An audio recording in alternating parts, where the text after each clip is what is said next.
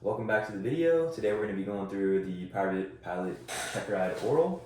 This is Jahmad, and he's actually already a private pilot, but today reverting back to a student pilot. We'll see what you remember. Okay. So start with the Checkride, grab your logbook here, and can you tell me what regulation makes you eligible to take the Checkride? 61,109 is going to be the regulation for that. Beautiful. Minimum hours that you need? So minimum flying hours at the total time that you need is 40 hours. Very nice. Cool. And then let's say you get the license today. What privileges are you going to gain with it? So the privileges that you gain are you can act as PIC. Very while good. Flying. Yeah, that's it. Does that also come with anything else, kind of like now that you can act as PIC? Yeah, I mean it comes with some restrictions as well. Yep.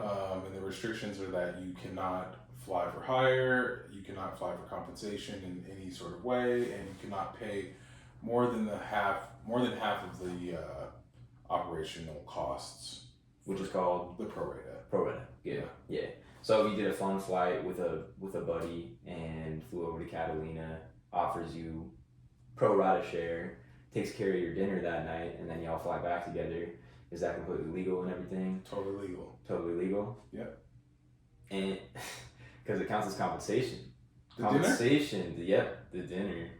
That's why. Does it really? It does, yeah. That's a Checkride question. Hell yeah. But wait, how? Hold on. I feel like that's a I got that one on my private. What? Yeah.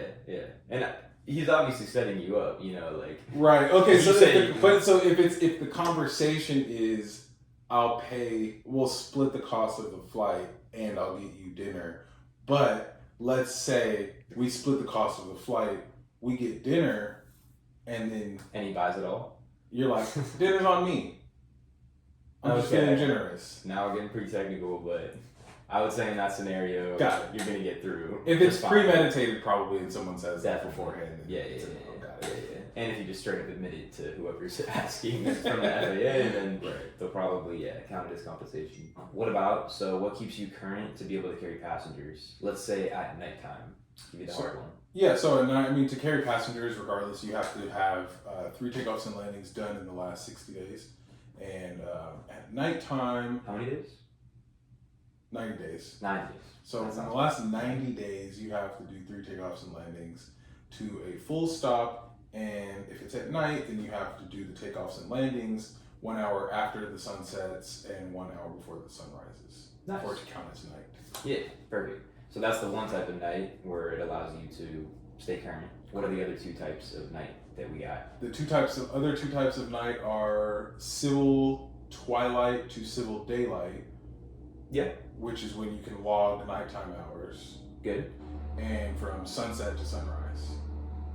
Yeah, nice. And that pertains to what? What do you have to do at sunset? When the sunset? You have to have your lights on. Which type of lights? You have to have your nav and your beacon lights. Nav and beacon lights, and those can also be classified into what category of lights? Um, The ones that flash are kind of classified as strobe, there's strobe and beacon. They're what type of light?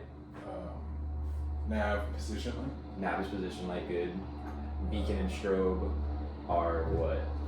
And that's your anti-collision lights. Yes.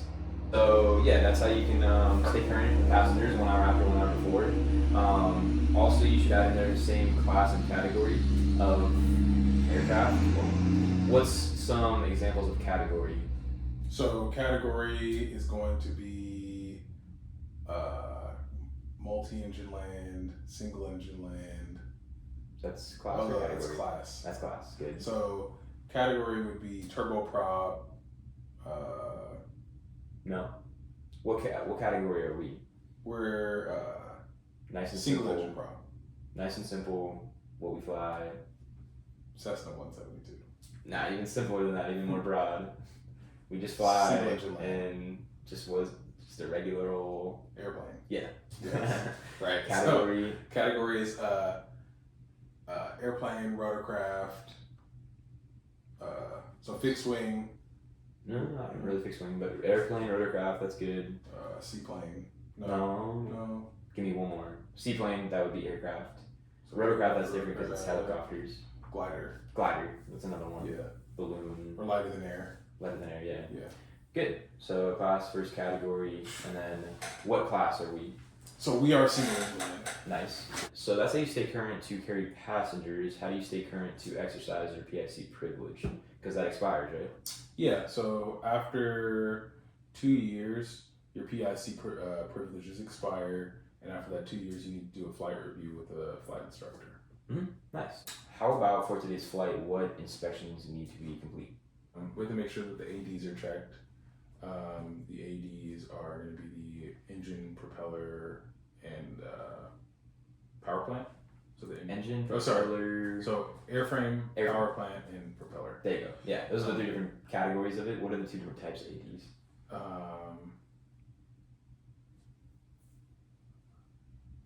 Some that you got to do right away. Some that you. They're after a certain time. Right, so they're either urgent or non-urgent. Nice. Good. Yeah. And then for the other inspections that you need, we're going to need a annual inspection, which is done every 12 calendar months, and a 100-hour inspection, which is done every 100 hours of cumulative flight time. Good. From the previous. Is that off the Hobbs meter or the tack time? And that's going to be off of the Hobbs meter. Is that off the Hobbs meter or the tack time? Yeah, the tack time. Yeah, because the tack time is reading the time from the engine, and the Hobbs meter is reading the time on the airframe. Yes. Nice. Yeah. So yeah, tack time for 100 hours, and then what else do we got? We have the VOR check, and the VORs need to be checked every 30 days. The transponder and the altimeter need to be checked every 24 calendar months. Yeah, it's not just the altimeter; it's kind of like a whole thing that gets checked. The pedostatic system. There you go. Nice. Yeah, pedostatic system every 24 calendar months, along with the altimeter. The transponder, sorry, and the ELT battery is every 12 calendar months, or after. You said ELT battery? Or sorry, ELT. Sorry. Just inspecting it. Inspecting the ELT after 1 hour of cumulative use. For the inspection, 12 calendar months. 12 calendar months. You're talking about for the battery replacement? Yeah, for the battery replacement. Got you. Yeah, that's it. 1 hour of cumulative. And half of its useful life. Yeah, good. That is all the inspections. And now the documents. The documents that we're going to have on the plane, what are those going to be? So we're going to need to have the POH, we're going to have weight and balance done, and the airplane registration, airworthiness. Back of the acronym. STCs.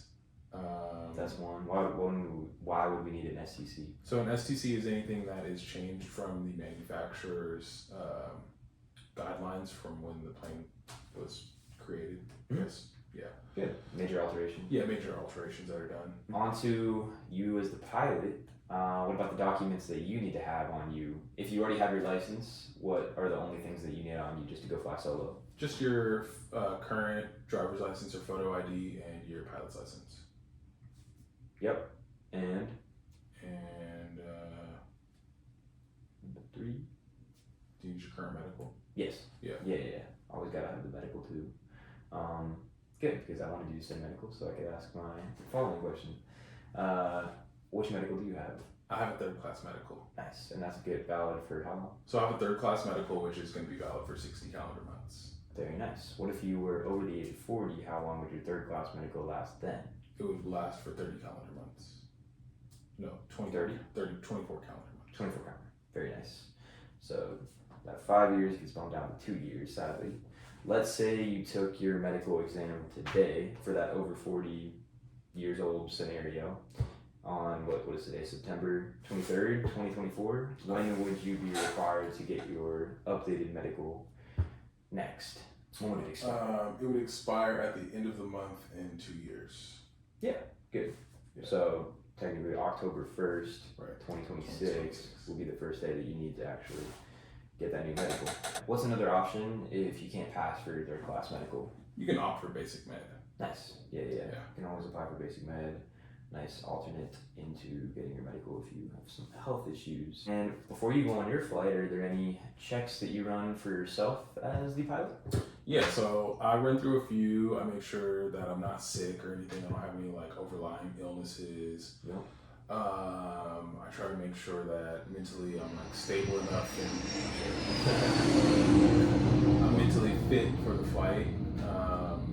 Make sure that I haven't been drinking within the last 8 hours, or if I don't have a breathalyzer at home, but I can assume that my blood alcohol content's not over 0.04 or 0.04. Yeah. Then I'm good to fly. I typically just try to not drink the day before at all. Sounds about right. Yeah, you live by that. And make sure that I'm not too fatigued for the flight. Once again, just like fit to fly. And yeah, that sounds good. Yeah. Good majority of things to check before. Did you talk about medication? Oh yeah, and just make sure that I'm not on any sort of like medication that's not approved by the FAA, which there's a list of approved medication by the FAA on their website. Scenario for you: if we did a flight at 11,500 feet, just a level flight, would we be required to have supplemental oxygen on that flight? At 11,500 feet? Yeah. No, not until we get to 12,500 feet. Then we would need supplemental oxygen. Nice. For about 30 minutes. If we do go up to that altitude without supplemental oxygen, close to that 12,500, maybe let's say we are at 12,000, we don't have it, what's something that we might want to be worried about? Probably hypoxia. Nice, yeah. Yeah, so that's a lack of oxygen to the body. Very good, yeah. So hypoxia, lack of oxygen. What about if we have a lack of carbon dioxide, CO2? CO2, that's probably going to cause hyperventilation. Nice. So let's say we're up there at altitude and none of those things are happening, but we have the carb heat on and you start to feel a little bit nauseous. Sorry, not the carb heat, the cabin heat is on, and you feel a little bit nauseous. What could maybe be happening up there? Oh, probably carbon monoxide poisoning. There you go. Yeah. Yep. And then if you do start to feel that, then you're definitely going to want to just open up the windows and try to get some airflow going in the cockpit. Good. Open up the windows immediately. What else should you do immediately? Probably descend so you can get some more air into the cabin as well. One more big thing. And you're going to chop the power a little bit?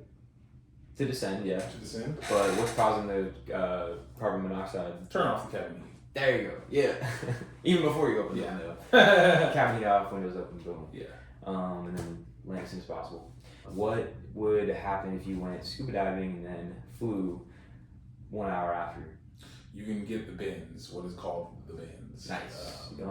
Yeah, so definitely not something you want to do. Yeah, decompression sickness. Yeah, so you typically want to wait, I think, if you are in a controlled dive, you want to wait 12 hours before you fly. And if you're in an uncontrolled dive, then like a free dive, you want to wait 24 hours. Or it's the other way around. Yeah, it's weird because controlled sounds good to me. I don't know anything about scuba diving. You can go a lot deeper. Oh, okay. So if you're in a free dive, then you have to wait 12 hours, right? So you can only go depth. And if you're in a controlled dive, then you have to wait 24 hours because the depths that you typically go are a lot deeper. Exactly. Yeah. But what's a good rule of thumb? Just wait 24 hours. Yeah. Always wait like a day. Yeah. At least. So your head doesn't explode. Yeah. Let's dive into the in-op flow. So, is there any maintenance that you can perform once you get your private pilot license? Yeah, just like really simple. So the maintenance that you can do, I would say, is really simple preventative maintenance in the plane. Yeah, nice. Preventative maintenance. Yeah. Where would you find all the different preventative maintenance that you can go through? So it's going to be in Part 43, Appendix A. Very good. And yeah, that's going to tell you all the preventative maintenance stuff that you can do as a private pilot. Nice. You know anything that's kind of on that list? Like, how about can you change a tire by yourself? You can change a tire. There's a few lights that you can change. Yeah. I know that you can like change the the storage compartments and stuff. Okay. The plane. That's just a little. I'll take your word for it. Yeah. Yeah. Very good. Yeah, you knew right where that was, so that's great. Scenario for you on in-off flow. Let's say you go out to the plane and find when you turn the master switch on that your turn coordinator is popping up with a little red light, meaning that it's not working. What would you have to check to make sure that you can still legally go fly today?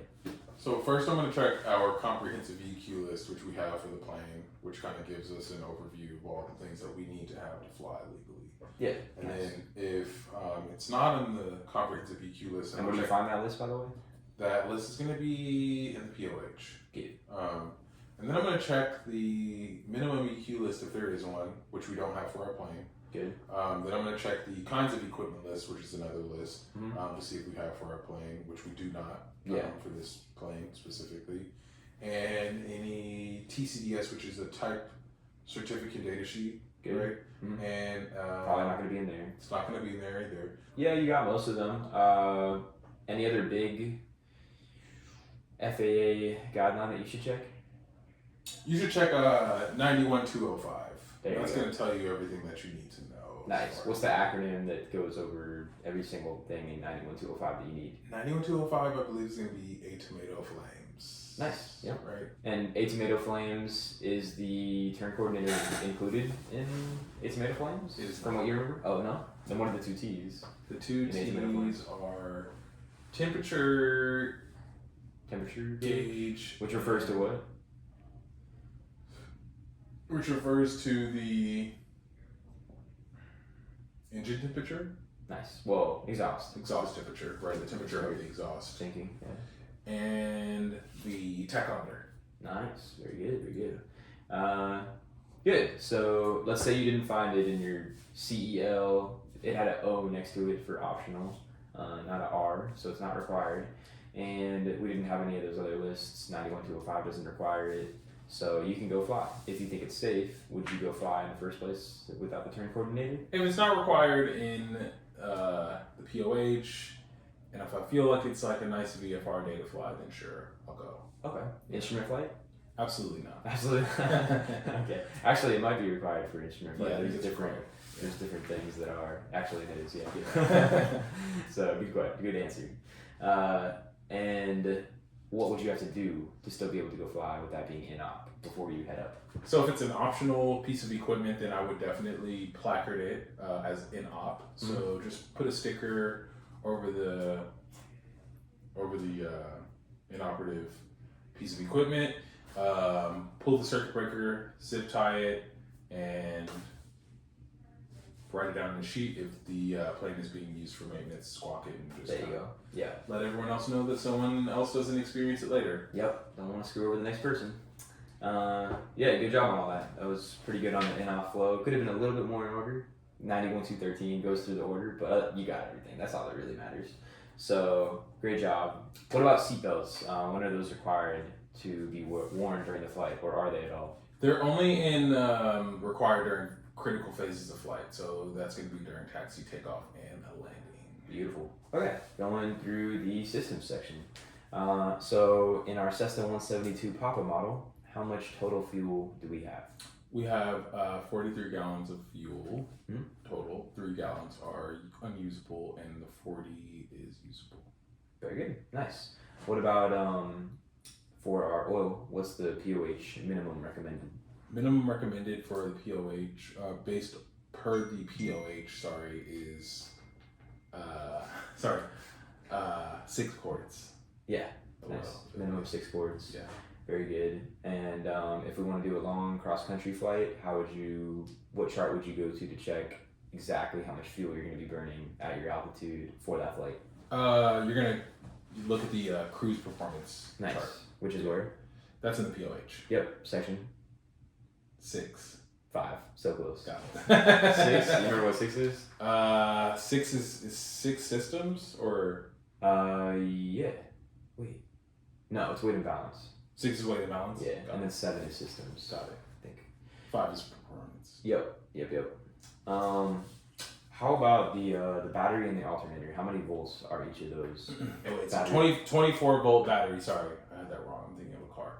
24 volt battery and a 28 volt alternator. There you go. Yeah. And why does one got to be higher than the other? Because the alternator is alternating the power from the battery and giving power to other systems in the airplane. It has to always be charging the battery, and if it was the Right. same or less than the battery, then it wouldn't give it enough charge. To always stay maxed out. Right. So, yeah, Yeah. kind of right in a sense, but that's Yeah, that's the voltage. And then what indications would you see in the flight if you had a sudden alternator failure? How would you know? You would see a low voltage meter pop up. Good. Low volt light. Yep. Low volt light. Your ammeter is going to drop. Nice. That's pretty much all we have in this plane. So yeah, those are the two things. Some planes have a voltmeter. Right. Which would always be at what in regular flight when nothing's broken? It'd be at 0, right? Not 0. No. Or it'd be at 28. There you go. Yeah. And it would drop to what when the alternator fails? Probably 24. Yeah. It'd be around 24, showing you that the battery It's probably running on the battery. Running on the battery now. Yeah, exactly. And then once the alternator fails, how long would you say you roughly have on the battery before it's done? So you've got about an hour? Yeah. Yeah. Yeah, that's a good. That's probably the max. Right. Yeah. Max. When would you want to be down by? As soon as possible. Nice. Ideally. Obviously. Yeah. If you can. I mean, yeah, like within the next 30 minutes. Yeah, good. 30 minutes is a good limit to have. It could die in as soon as 15 minutes. But how do you stop that from happening? Then I would just cut off all of my instruments that are running off of the alternator. So. Turn the master, or I just turn the master off. No. I mean, you could conserve it that way, yeah, but you want to probably keep your radios for the time being. Right, unless you have a backup radio. Yeah, and that also powers like your ADSB and stuff. Right. But so keep the master on probably, but turn as much electricity off as you can, and hopefully that'll get you above 30 minutes. So get on that, and then how about let's say in the flight the alternator belt snaps all of a sudden. Is our engine going to continue to run when that alternator belt snaps in the flight? Or is it cut off completely? No. Actually, the alternator belt? Yeah, alternator belt snaps in the middle of the flight. Will the plane keep flying? Yeah. Yes, it will. It would just keep powering the engine still, even though the belt. The alternator will not power the battery, no. It won't power the battery.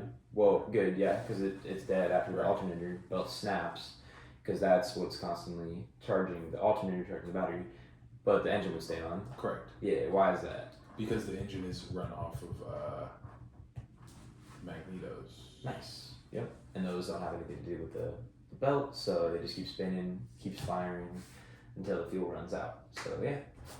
Okay, so aerodynamics. So when we do our takeoff and our climb out, what's the reason that our plane just wants to hook left and yaw to the left all of a sudden? I believe that is from the propeller. Yeah, the propeller. I mean, there's what the are all torque those? of the airplane, and there's a slipstream that's created from that as well. Yeah, the left-turn tendencies. So you said torque, slipstream, and one more big one? P factor. Yeah. Yeah. Let's talk about P factor. So for the propeller factor, basically what it is that the propeller spins to the right. So the propeller is grabbing more air on the right side of the airplane, which is causing it to want to turn. Is it a yawing motion or a rolling motion? It's a yawing motion. Yeah, nice. Yeah. So, good. Yeah, and it's extra in a climb. Why is that? Tough question. Think about what you just said with it grabbing air. So as it's grabbing air, it's trying to gain airspeed to climb out. So it's grabbing more air? No. Not necessarily, but think of it in level flight versus climbing flight and it grabbing air. I guess it's grabbing more air because of the angle of attack. Yeah. Right? So the critical angle of attack is forcing the propeller to work a little bit harder to grab more air to pick up that airspeed. Nice. Yeah, that's the one. Good. And then we'll talk about one more torque really quick. What's the reason for torque and what causes it to go to the left? So torque basically is based on the fact that every action has a reaction. And with that, the propeller is going to the right, it's grabbing more air, so it's causing the airplane to want to turn to the left. Are we talking about a yaw or a roll? A yaw. And to clarify, what did you just say? Because it's a little it's going shaky. to turn to the left. It's got a left turning tendency. It's going to roll to the left, good. And that's because what? Because of the propeller grabbing more air on the Grabbing more air? We just talked about P factor, that's about grabbing air. This one isn't necessarily. Oh, it's because of the the propeller just spinning to the right. There you go. So just the way that it's spinning. Yeah, good. And I know you know slipstream, so we'll skip that. Gyroscopic precession, does that apply to our plane here, Cessna? Cessna 172 to be specific. It would apply to a Cessna like 150, but why is that? Tough question. Gyroscopic precession is a factor? It's a factor, sure. Yeah. But is it a left or right factor? Oh, in the Cessna, it is a... In our Cessna. In our Cessna, it's a left turning. Say it again, but the right way. In our Cessna, it's a right turning tendency. Yep. For the gyroscopic precession. In tail wheels, it's a left turning tendency. In tail wheels, it's a left turning Just has to do with the way that they take off, pushing forward before pulling back. We're not even going to get too deep into that. So that's literally why I responded saying left, because my instructor. Oh, you've been flying tail wheels. Shoot. Now you think it's all left. Okay, that's funny. Let's get into lift. Another one of the 4 forces. Mm-hmm.